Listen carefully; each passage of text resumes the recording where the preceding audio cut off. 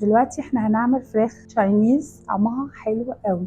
الفراخ الصدور انا مقطعاها، اللي هي البانيه دي مقطعاها كيوبس كده مربعات. كل الخضار بتاعي متقطع مربعات، وهوريكم هنشوح الفراخ الاول ازاي.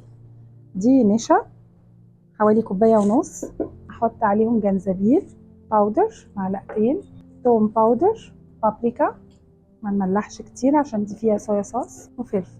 هقلبهم، هحط الفراخ بتاعتي في الخلطه دي واقلبها وابدرها كويس تبقى ويل كوتد، وهحمرها في زيت غزير.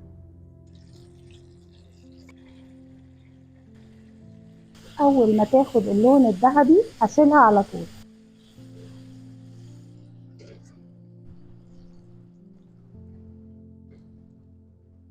هنحطها على جنب لحد ما نجهز الخضار والصوص بتاعنا. دلوقتي نجهز الخضار بتاعنا. هحط زيت، هشوح بقى بصل وفلفل الوان وجزر.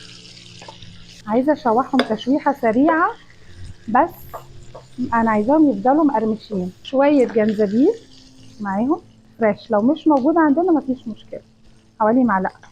الريحه رهيبه. هحطهم يتشوحوا عبال ما اجهز الصوص بتاعتي. دي معلقه كبيره نشا، هحط عليها كوبايه ميه، معلقتين كاتشب، معلقتين صويا صوص، معلقه خل، وشويه ملح خفيف، رشه فلفل. الخضار بتاعي اهو ريحته طلعت وابتدى يتشوح لذيذ كده. اروح حطاله الصوص دي واسيب الصوص تتخن. ازودها حوالي كوبايه ميه كمان علشان الصوص ما تبقاش تخينه معايا. اول ما الصوص دي تغلي هحط معاها الفراخ.